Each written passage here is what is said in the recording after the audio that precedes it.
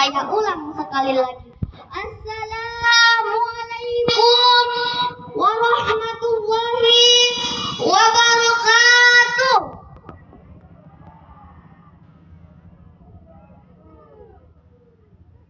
Hamdan wa syukran lillah, salatu wassalaman ala rasulillah. La haula wa la quwata illa billah, amma ba'du.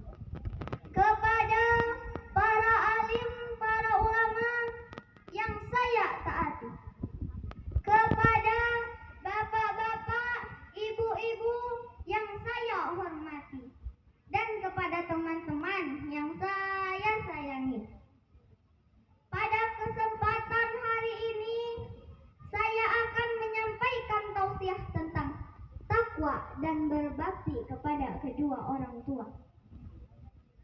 Allah tidak melihat orang dari tampangnya, kedudukannya, jabatannya, ataupun profesinya.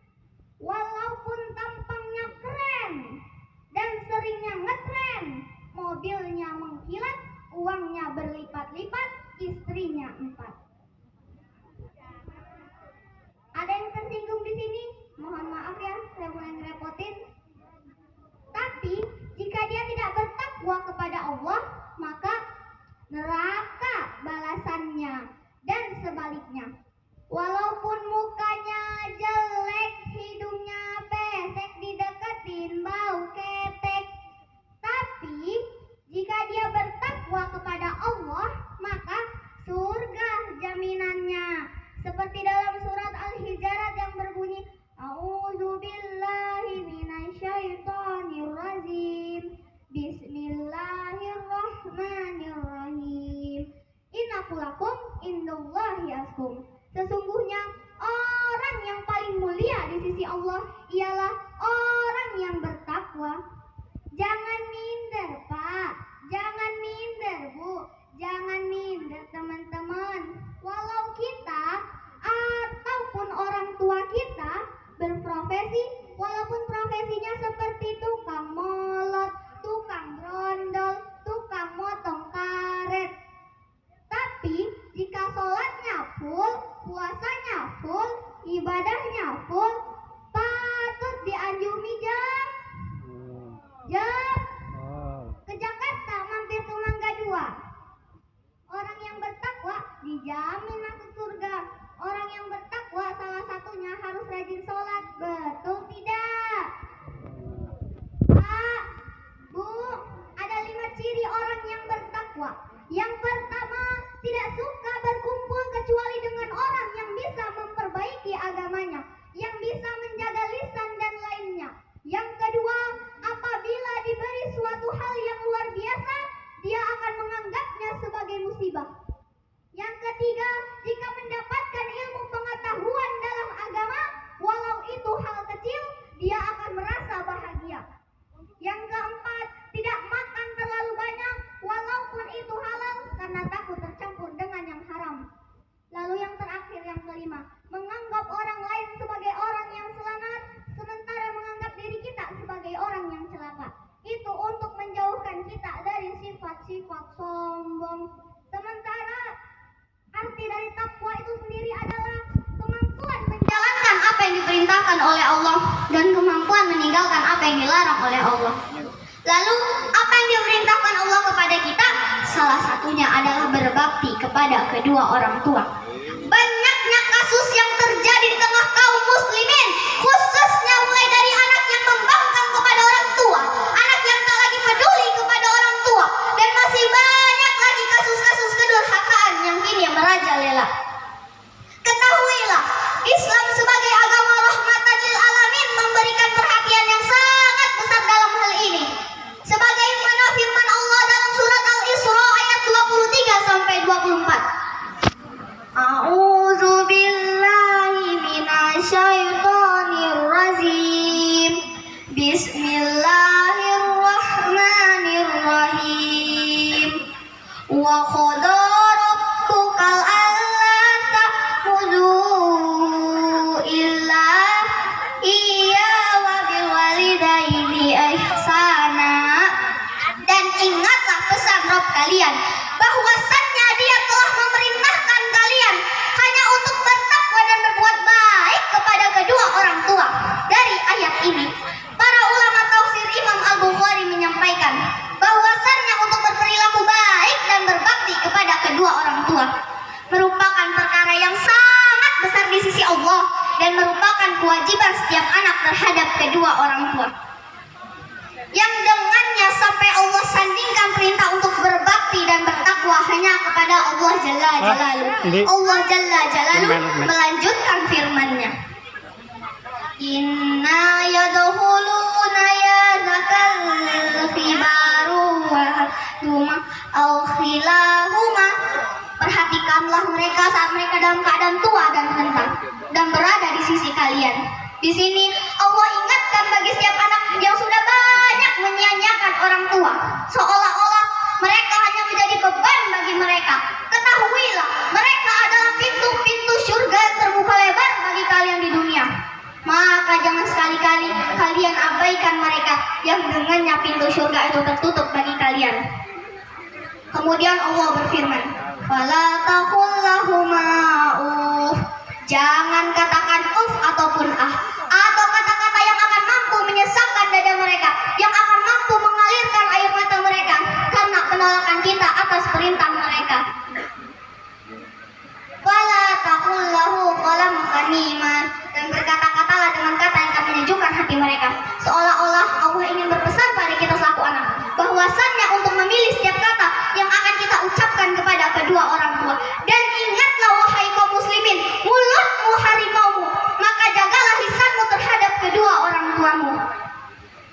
Pak, Bu, ada sebuah kisah tentang seorang pemuda yang bagus agamanya, taat ibadahnya, bagus bacaannya, namun dia dihukum oleh Allah. Yang pertama namanya Jurais, hidup pada zaman Nabi Isa. Tahu Nabi Isa, Pak? Tahu Nabi Isa, Bu? Nabi yang keberapa? Nabi yang ke-24. Jurais adalah seorang pemuda yang bagus agamanya, taat ibadahnya, bagus bacaannya, namun dia dihukum oleh Allah. Lalu kesalahan apa yang dibuat Jurais hingga dia dihukum oleh Allah? Suatu ketika saat Jurais sedang sholat, ibunya memanggil, "Jurais, sini kamu, bantu ibu." Jurais bingung, mau dijawab sedang sholat. Akhirnya dipanggillah Jurais yang kedua kalinya, "Jurais, sini kamu, bantu ibu." Jurais masih bingung, mau dijawab sedang sholat. Akhirnya dipanggillah Jurais yang ketiga kalinya, "Jurais, sini kamu, bantu ibu." Tidak menjawab. Karena ibunya tidak tahu bahwa Jurais sedang sholat, ibunya pun marah lalu bersumpah, "Ya Allah, 9 bulan aku kandung dia." Ibu-ibu masih ingat waktu mengandung? Gimana? Enak? Ya, nggak ada enaknya, Bu. Dulu waktu mengandung adek, mau jalan susah pegangan tembok, mau duduk juga susah pegangan kursi. Kalau mau tidur hadap kanan salah, hadap kiri salah. Kalau sudah tidur gayanya pasrah, cuma satu, ngorok. Ya Allah, 9 bulan aku kandung dia, setengah mati aku lahirkan dia. Ibu-ibu masih ingat waktu melahirkan? Gimana? Enak? Ada ibu-ibu melahirkan senyum-senyum? Wah, kau nak, Mbak. Ya Allah, 9 bulan aku kandung dia, setengah mati aku lahirkan dia. Maka jangan kau ambil nyawa Jurais sebelum dia bertemu dengan orang jahat. Ibu-ibu, kalau seorang ibu marah, arasnya Allah bergetar. Maka kalau ibu-ibu marah, jangan langsung sumpah yang jelek-jelek. Ini enggak, kalau ibu-ibu sudah marah, keluar langsung sumpah yang tidak enak. Kurang ajar, setan, anak sendiri dibilang setan. Kurang ajar, kambing, anaknya lari, ibunya ngejar. Dilempar anaknya pakai sendal, kata anaknya, "Enggak kena." Ya Allah, 9 bulan aku kandung dia, setengah mati aku lahirkan dia. Maka jangan kau ambil nyawa Jurais sebelum dia bertemu dengan orang jahat. Akhirnya apa? Jurais pun mendapatkan fitnah dunia yang kejam. Maka dari itu, Pak, Bu, ada 11 kewajiban anak terhadap kedua orang tua. Salah satunya adalah menjawab panggilan dari ayah dan ibundanya. Lalu bagaimana kalau kita sedang sholat dipanggil ayah atau ibu? Kalau laki-laki jawabannya adalah dengan bertakbir. Misalnya, Adam, Allahu Akbar. Oh ya, Adam, Allahu Akbar. Tapi kasih tahu dulu ibunya, Bu, Kalau ibu panggil saya Adam, saya bilang Allahu Akbar, berarti saya sedang sholat. Kalau ibunya nggak dikasih tahu, Adam, Allahu Akbar, lah kurang ajar betul. Saya manggil ma takbir. Oi Adam, lah kurang ajar betul. Itu kalau laki-laki. Bagaimana kalau perempuan? Kalau perempuan tidak boleh dengan mengatakan takbir, karena suara perempuan adalah aurat bagi laki-laki. Lalu bagaimana kalau perempuan dipanggil ayah atau ibu? Kalau perempuan, jawabannya adalah dengan bertepuk tangan sebanyak 3 kali. Misalnya Fatimah, oi Fatimah. Tapi kasih tahu dulu ibunya, Bu, kalau ibu panggil saya Fatimah, saya bilang, berarti saya sedang sholat. Kalau ibunya nggak dikasih tahu, Fatimah, lah kurang ajar betul. Atau jangan begini bos, Fatimah, itu tepuk pramuka itu. Lalu yang kedua namanya Alqamah, hidup pada zaman Nabi. Di mana Nabi sedang dakwah, di situ ada Alqamah. Di mana Nabi sedang sholat, di belakangnya ada Alqamah. Bagus agamanya, taat ibadahnya, bagus bacaannya. Namun anehnya ketika Alqamah syafratul maut tidak bisa syahadat.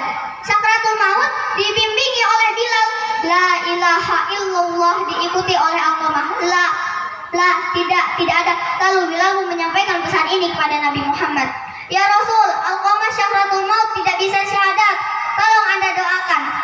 Bagaimana bisa? Alqamah kan bagus agamanya, taat ibadahnya, bagus bacaannya. Lalu Nabi pun pergi untuk menjenguk Alqamah dan membacakan doa kepada Alqamah. Tetapi tetap saja Alqamah tidak bisa menyebutkan 2 kalimat syahadat.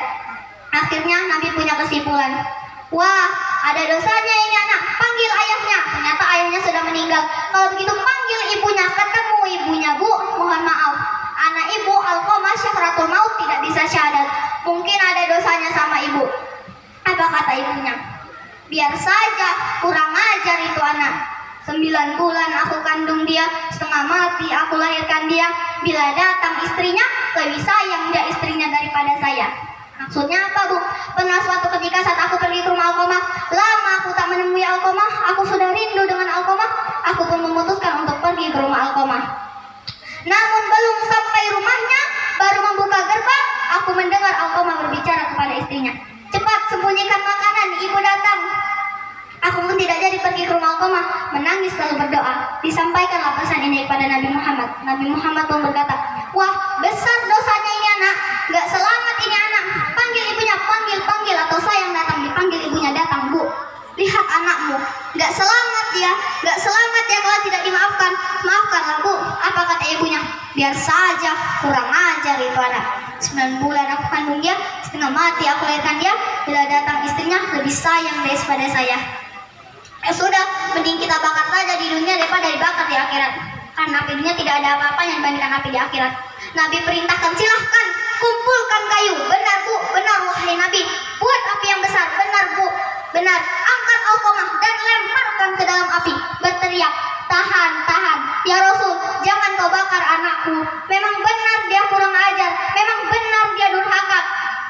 Tapi durhakanya dia, kurang ajarnya, tidak ada apa-apanya dengan penderitaan saya mengandung dia. 9 bulan dalam perut saya lahirkan hidup dan mati, saya besarkan. Demi Allah, saya maafkan Alqamah. Akhirnya dengan bersusah payah, Alqamah pun bisa menyebutkan 2 kalimat syahadat, la ilaha illallah, meninggal. Pak, Bu, api itu ada 4 tingkatan.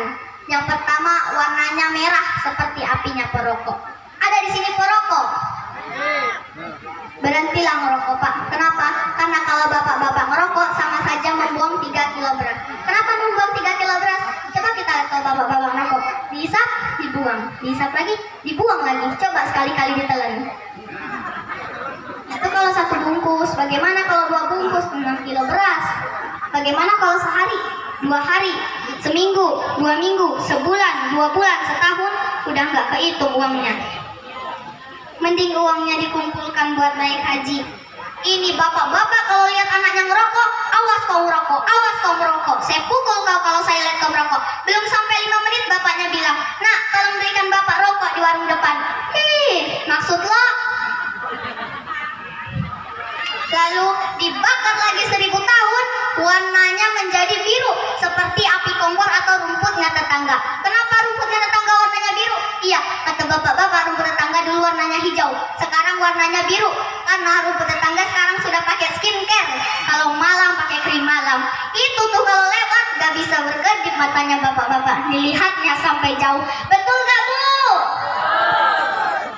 Makanya bapak-bapak kalau mau biru jangan cuma beliin bedak ketek, beliin juga skincare. Lalu dibakar lagi 1000 tahun, warnanya menjadi putih seperti api di pabrik-pabrik tambang. Dibakar lagi 1000 tahun, nah inilah apinya neraka, warnanya hitam. Nah, itu anak durhaka zaman dulu. Dulu. Sekarang apa? Ada seorang ibu menangis datang ke rumah Pak Ustadz. Pak Ustadz, tolong saya Pak Ustadz. Ditanya, kenapa Bu? Tolong suami saya Pak Ustadz. Kenapa dengan suaminya? Suami saya baru saja meninggal Pak Ustadz. Kemana anak-anaknya? Anak-anak saya sibuk bekerja di luar kota. Mana nomor teleponnya? Biar saya telepon. Dikasih nomor teleponnya. Assalamualaikum Mas, saya mau mengabarkan berita duka. Iya, kenapa? Bapakmu baru saja meninggal. Apa kata anaknya? Oh iya, memang sudah lama dia sakit-sakitan. Sering dia sakit. Lantas bagaimana? Ditunggu atau tidak? Biar saya pulang tidak akan merubah keadaan. Bapak saya tidak akan hidup lagi. Jadi bagaimana ini? Tolong Bapak saja yang uruskan. Biar uang pemakaman saya yang transfer, Bapak saja yang urus. Itu anak durhaka zaman sekarang. Bapak Ibu mau punya anak seperti itu? Maka dari itu Pak, Bu, kalau tidak mau beri pendidikan anak-anak kita yang baik, bila perlu masukkan ke pondok pesantren. Barangkali di pondok pesantren makannya cuma tahu sama tempe, tapi terjamin halal, ucapannya terjaga, pergaulannya terjaga, 5 waktunya terjaga, Qurannya terjaga, auratnya terjaga. Coba kalau anak-anak ibu di luar sana, mungkin di rumah makannya daging, tapi kalau di luar, apa yang dimakan? Narkoba, lempox, lem Korea. Masih ada waktu Pak. Mungkin ada di antara kita hari ini kaum muslimin yang tahajudnya 10 rakaat setiap malam, duhanya 12 rakaat setiap pagi, baca Qurannya 1 hari 1 juz, one day 1 juz, malamnya one night 1 juz, 1 malam 1 juz. Satu keluarga berpuasa luar biasa Senin Kamis, tak cukup puasa Senin Kamis, dia puasa Nabi Daud. Tak cukup puasa Nabi Daud, dia puasa sunnah-sunnah lainnya. Istrinya menutup aurat dengan sempurna, pakai cadar, pakai nikob, pakai mangset, pakai kurdap, pakai kos tangan, pakai kos kaki. Suaminya 5 waktu ke masjid tak pernah tertinggal takbiratul ulang. Anak-anaknya di pondok jadi hafiz dan hafizah. Tiap pagi berinfak, tak pernah menggunjing orang. Quran terjaga, tahajud terjaga, duha terjaga, aurat terjaga. Sempurna satu keluarga ini amalnya. Tapi sudah 5 tahun dia tak tengok ayah ibunya. Sudah bertahun-tahun dia tak menyapa kedua orang tuanya. Sudah berminggu-minggu dia bertengkar dengan ayah ibunya. Sudah berhari-hari dia bermusuhan dengan ayah ibunya. Maka anak seperti ini kata Rasul, jangankan masuk surga, mencium baunya saja Allah haramkan baginya. Dan semua amalnya di dunia ini tertolak di sisi Allah, tidak diterima oleh Allah. Sebaliknya, jika ada di antara kita hari ini kaum muslimin yang pandai melayani ayah ibunya, gak ada uang dia kasih uang, gak ada rumah dia bikinkan rumah sakit, ayah ibunya dia bawa ke rumah sakit, dia obati, dia rawat, dia jaga. Kotoran ayah ibunya dia bersihkan pakai tangannya sendiri. Ada di antara kita hari ini kaum muslimin yang membersihkan kotoran ayah ibunya lebih dia nikmati daripada makanan yang paling dia sukai. Begitu luar biasanya dia melayani ayah ibunya, tapi dia tinggalkan sholat, dia injak-injak perintah Allah, dia tinggalkan perintah Allah dengan mutlak. Maka kebaikan satu anak ini terhadap kedua orang tuanya seluruhnya tidak diterima oleh Allah, tertolak di sisi Allah. Atau jangan-jangan ini yang membuat amal kita tidak diterima oleh Allah, atau jangan-jangan ini yang membuat amal kita ditolak oleh Allah. Kita sholat juga, kita sujud juga, kita baca Quran juga, kita dengerin ceramah juga. Maka dari itu Pak, Bu, ayah ibu kita tuh tinggal di kampung. Ayah ibu tinggal di kampung sana yang jauh. Terkadang ayah ibu kita tak sekolah SD, SMP, SMA, tak tamat, tapi dia sekolahkan kita SD, SMP, SMA, S1, S2, S3 dengan harapan hidup kita lebih baik daripada keadaan dia dan dia sekarang. Lalu apa yang jadi penyebab kita jarang untuk mengunjungi mereka? Saya ingin sampaikan kepada kita semua, ayah ibu kita tidak tahu kita ini public figure. Ayah ibu kita tidak tahu kita ini dokter, polisi, tentara, pilot. Ayah ibu kita tidak tahu dan tidak mau tahu yang di belakang. Ketika mereka memanggil, tinggalkan pekerjaan, tinggalkan kebun sawit, tinggalkan sumur-sumur minyak. Demi Allah, kata Nabi, sesaat kita duduk bersama mereka akan mendatangkan keberkahan. Kenapa kalian tak duduk bersama mereka? Hadir. Pak, Bu, dulu saya ceramah di sini. Sepulang dari ceramah, saya membuka HP dan melihat sebuah kisah. Saya baca 2 kali mengalir air mata saya. Kenapa? Karena di kisah itu tertulis satu orang ibu sedang menelpon anaknya. Kata ibunya, "Assalamualaikum nak." "Waalaikumsalam Bu." "Nak, sudah 1 tahun Bapak tengok ibu. Apa yang membuatmu berhalangan? Apakah kau sibuk dengan pekerjaanmu?" Tahun yang kedua ibunya telepon lagi. "Assalamualaikum nak." "Waalaikumsalam Bu." "Nah, ibu baru dapat kabar bahwa kau telah membeli mobil baru. Apakah itu betul nak?" "Betul Bu." "Alhamdulillah, kau pandai menyenangkan hati anak istrimu." Tahun yang ketiga ibunya telepon lagi. "Assalamualaikum nak." "Waalaikumsalam Bu." "Nah, ibu baru dapat kabar bahwa kau telah membeli rumah baru. Apakah itu betul nak?" "Betul Bu." "Alhamdulillah, kau pandai membahagiakan anak istrimu." Tahun yang keempat ibunya telepon lagi. "Assalamualaikum nak." "Waalaikumsalam Bu." "Nah, ibu tadi ke pasar dan jumpa temanmu di pasar. Dia bercerita banyak tentangmu. Katanya kau baru beli 1 ekor anak anjing seharga 40 juta dari negeri Belanda. Apakah itu betul nak?" "Betul Bu." "Nah, dengarkan pesan ibu untuk yang terakhir kalinya." "Apa pesan ibunya?" "Demi Allah nak, demi Allah." "Dengarkan pesan ibu untuk yang terakhir kalinya." "Apa pesan ibunya?" "Demi Allah nak, demi Allah. Kau pelihara 1 ekor anak anjing. Kau siapkan harga anjing 40 juta. Kau siapkan rumah untuk anjingmu di depan rumahmu. Kau jaga anjingmu pagi, siang, dan sore. Kau kasih makan anjingmu pagi, siang, dan sore. Kau mandikan anjingmu pagi, siang, dan sore. Demi Allah nak, demi Allah. Dengarkan pesan ibu untuk yang terakhir kalinya." "Apa pesan ibunya?" "Demi Allah nak, demi Allah. Jika seandainya Allah menciptakan ibu, jika seandainya Allah menciptakan ibu untuk yang kedua kali, demi Allah, ibu tak ingin terlahir sebagai manusia. Ibu ingin terlahir sebagai seekor anjing yang berada di depan rumahmu dan bisa melihat wajahmu setiap hari." Ibu kita tak butuh uang kita, ibu kita tak butuh harta kita. Yang dia butuhkan kita. Apa yang jadi penyebab kita jarang untuk mengunjungi mereka? Pantas hidup kita tidak berkah, pantas rumah tangga kita tidak syakinah, karena hubungan dengan ayah ibu kita rusak selama ini. Masih ada kesempatan Pak? Masih. Yang jauh telepon, yang dekat kunjung, yang sudah meninggal, ziarahi kuburnya dan doakan mereka. Imam Asy-Syafi'i berkata, apa kata Imam Asy-Syafi'i? "Manusia zalim, manusia bodoh, kalian tidak tahu apabila ayah dan ibu kalian mengangkat tangannya di malam hari, dia berdoa untuk anaknya. Doanya cuma sekali, malamnya cuma sekali, hanya sekali saja doanya." Apa kata Imam Asy-Syafi'i? "Sekali doa ayah ibu kalian sudah cukup bagi Allah untuk menjadikan kalian anaknya berkah dunia akhirat." Hari ini berapa banyak doa ayah dan ibu kita tidak mendatangkan berkah bagi kita. Kenapa? Karena hati mereka tersakiti. Maka pulanglah cari ayah ibu dan apa kita yang masih hidup duduk bersama mereka. Demi Allah kita butuh keberkahan doa mereka. Apa guna hidup dunia sementara Allah tidak ridho dengan kehidupan kita?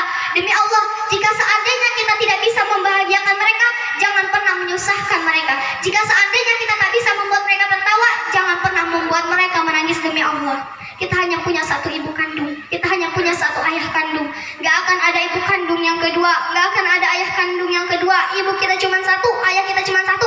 Pangkat jabatan bisa diraih, harta bisa dicari, kesempatan membahagiakan ayah dan ibu kita hanya sekali di kesempatan dunia ini Pak. Pulanglah ketika mereka memanggil, tinggalkan pekerjaan, tinggalkan kebun sawit, tinggalkan sumur-sumur minyak. Demi Allah kata Nabi, sesaat kita duduk bersama mereka akan mendatangkan keberkahan. Kenapa kalian tak duduk bersama mereka? Hadirin, pengen kaya, selalu buka tangan ibumu, karena di tangan ibumu ada sumber rezekimu. Semakin sering kau membuka tangan ibumu, semakin terbuka pintu rezekimu. Semakin sering kau memberi ibumu, semakin sering dan banyak pula Allah berikan rezeki padamu. Kesimpulannya, jangan bakhil kepada ibu. Ibu kita sayang luar biasa. Dalam perut beliau, mata kita belum bisa melihat, telinga kita belum bisa mendengar, mulut kita belum bisa berkata-kata. Sayangnya ibu kepada kita melalui tangan halusnya, pegang perut lalu berkata-kata, "Anakku pintar, anakku kaya, anakku soleh, anakku bahagia." Surga tempatmu nak. Manusia manapun di dunia ini belum ada yang mengucapkan doa itu kepada kita. Ibu kita sudah panjatkan doa itu demi kebahagiaan anak-anaknya. Maka dari itu Pak, Bu, sebodoh-bodohnya orang tua kita, ibu, hormatilah yang sungguh-sungguh. Sejelek-jeleknya orang tua kita, ibu, hormatilah yang sungguh-sungguh. Hari ini banyak sekali orang tidak menghormati ibu. Ibu yang awalnya bantu-bantu, lama-lama jadi pembantu. Betul gak? Dulu saat bulan Ramadan datang, ibu kita tidak jadi tarawih. Kenapa? Karena kita menangis, merengek di rumah. Sekarang di usia tuanya, dia tidak tarawih juga. Kenapa? Karena dia menjaga cucunya. Berapa banyak itu terjadi? Jangan sampai. Orang tua kita tidak pernah menolak cucunya. Dia sayang sama cucunya. Cuma kita yang berpikir, berapa kali dia tidak jadi ke masjid karena kita kencing di kainnya. Berapa kali dia tidak jadi sholat karena kita menangis, merengek di rumah sampai pagi. Andai orang tua kita masih hidup hari ini, berikan mereka pakaian yang paling dia sukai, berikan mereka makanan yang paling dia sukai, berikan perhiasan kalau ada rezeki. Andai tidak pun cium tangannya. Dan yang sudah meninggal jangan lupa kau doakan mereka. Rabbi firli wali walidayya warhamhuma kama rabbayani shaghira. Berdoa pun kau tak mau, lalu apa lagi yang akan kau bawa menghadap Allah? Meregang nyawa dia melahirkanmu, 9 bulan 10 hari kau menumpang di perutnya, 2 tahun kau menyusu, melahirkanmu, menetes darahnya dalam badanmu. Andai kau gendong ibumu dari SP6 sampai ke Mekah, lalu kau gendong lagi ibumu dari Mekah sampai ke SP6, belum tentu dapat menebus satu teriakannya saat dia melahirkanmu. Lalu apa yang bisa kau lakukan? Datang seorang ibu ke tempat servis HP. Mas, tolong benerin HP saya, kayaknya rusak, sudah lama tidak berdering. Apa katanya? Oh, ini tidak rusak, Bu. Lantas bagaimana? Memang anak ibu yang tidak telepon. Kenapa kau tidak telepon? Datang lagi seorang ibu ke rumah anaknya. Nak, ibu di rumah tak punya beras. Ibu mau beli beras, bisa ibu pinjam dulu uangnya 100? Apa kata anaknya? Sebentar ya, Bu, saya tanya istriku dulu. Kenapa kau tanya istrimu dulu? Dulu ibumu habiskan uangnya buat gizimu. Dulu ibumu habiskan uangnya buat beli pakaianmu. Dulu ibumu habiskan uangnya buat beli mainanmu. Dulu setiap tahun ibumu habiskan uangnya buat ulang tahunmu. Dulu ibumu habiskan uangnya buat pendidikanmu. Dulu ibumu habiskan uangnya buat biaya pernikahanmu. Sekarang dia datang padamu, kenapa kau tanya istrimu? Jadikan ibumu seperti raja, maka Allah akan berikan rezekimu seperti rezekinya raja-raja. Ada pendosa di dunia hidupnya senang, ada pecandu narkoba di dunia hidupnya senang, tapi anak yang durhaka dibalas langsung oleh Allah, dunia akhirat tidak bakal mulia hidupnya. Pak, Bu, ada datang seorang sahabat kepada Nabi. Ya Rasul, izinkan aku mati syahid, karena orang yang mati syahid tidak akan merasakan syakaratul maut ila khalqas, seperti cubitan pada tangan. Izinkan aku mati syahid, karena orang yang mati syahid tidak akan mendapatkan siksa kubur. Izinkan aku mati syahid, karena orang yang mati syahid tidak akan dihisab, langsung masuk surga. Sahabat bertanya, Nabi bertanya, apakah ibumu masih hidup? Ya. Ibumu ada di rumah? Ya. Kau urus telapak kakinya, maka kau akan dapatkan surga di sana. Hadirin, kalau kita urus telapak kakinya kita dapatkan surga, apalagi kita urus kepalanya, apalagi kita urus badannya. Pulang dari acara ini, mari kita lebih sayang sama orang tua kita, bahagiakan mereka di sisa umurnya. Kata Nabi, nanti akan ada seorang laki-laki yang datang kemari, kalian minta doanya sama dia, doanya makbul. Sahabat bertanya, ya Rasul, kami yang hidup sama Nabi, kami yang perang sama Nabi, kami yang ada sama Nabi, kenapa kami mesti minta doanya sama dia? Pokoknya nanti kalau dia datang, kalian minta doanya sama dia. Setelah Nabi meninggal, barulah dia datang. Namanya Wa'is al-Qarni. Kenapa doanya makbul? Karena dia merawat ibunya. Pak, Bu, kalau kau rawat ibumu, doamu akan dikabulkan oleh Allah. Ya Rasul, setelah engkau, siapa yang paling layak mendapatkan baktiku? Ummuka. Lalu siapa lagi ya Rasul? Ummuka. Lalu siapa lagi ya Rasul? Ummuka. Ibumu, ibumu, ibumu. Lalu siapa lagi ya Rasul? Abuka, bapakmu. Ibunya 3, bapaknya 1. Tapi jangan salah diartikan, jangan senyum bapak-bapak. Maksud 3 ini adalah kemuliaan yang diberikan oleh Allah kepada perempuan, karena ibu bisa melakukan 3 hal yang tidak bisa dilakukan oleh bapak-bapak. Yang pertama, ibu mengandung, ibu melahirkan, ibu menyusui. Nah, kalau bapak-bapak pengen dapat 3, Cowok yang tiga ini pulang dari acara ini pergi ke tempat orang jual kelapa muda. Jangan dibelah, ikat di perut, bawa kemana-mana selama 9 bulan 10 hari. Kalau pengen tahu rasanya melahirkan, pulang dari acara ini pergi ke tempat orang jual mangga. Telan bulat-bulat, keluarkan bulat-bulat. Emang enak jadi perempuan? Mereka luar biasa. Tanya ibumu, berapa kali dia meninggalkan puasa Ramadan saat mengandung engkau? 30 hari dia nggak berpuasa. Saat menyusukan di tahun yang pertama, 30 hari dia nggak berpuasa. Saat menyusukan di tahun yang kedua, 30 hari dia nggak berpuasa. Saat dia ingin mengganti khodonya di tahun yang berikutnya, adikmu menyusul. Hari ini dia belum mengkodok, belum mengganti hutang puasanya. Dia terhutang di hadapan Allah. Lalu apa yang akan kau balas untuk membalas kebaikannya? Pak, Bu, hari ini banyak sekali adik-adik, kakak-kakak, terutama nih buat yang cewek-cewek, sopan sama pacarnya, kurang ajar sama ibunya. Kalau ibunya yang kasih tahu, apa sih ibu ngomong itu terus? Itu kan dulu. Sekali cowoknya yang bilang, iya deh bang, terserah abang aja deh. Gimana baiknya saya nurut, Pret. Makanya adik-adik, kakak-kakak, kalau kalian mau sukses, muliakan orang tuamu. Tak perlu kau khusus kiri kanan, kau muliakan orang tuamu, maka Allah yang angkat derajatmu.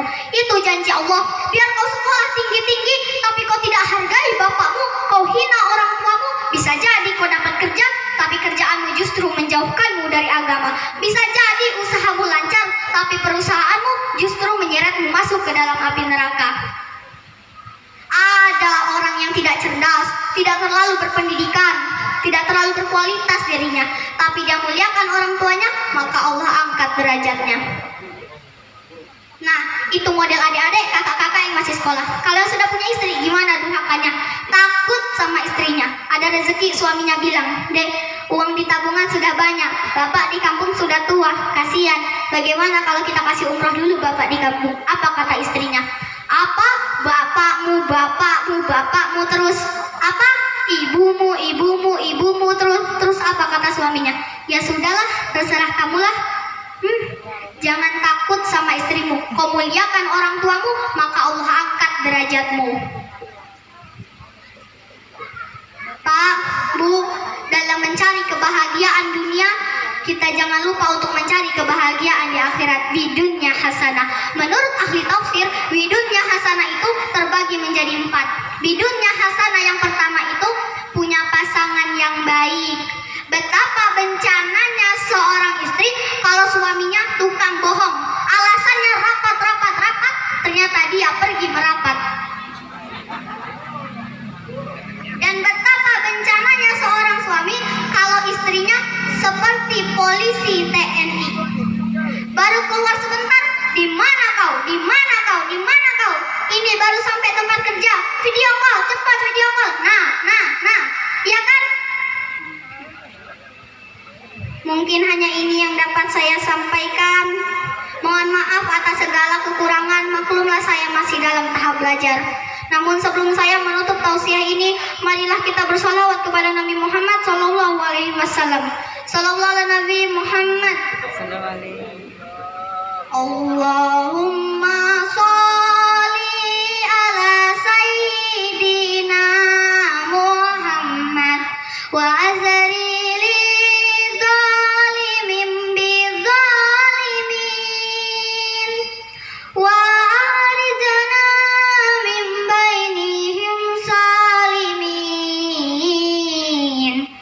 wa ala alihi wa sahbihi ajma'in.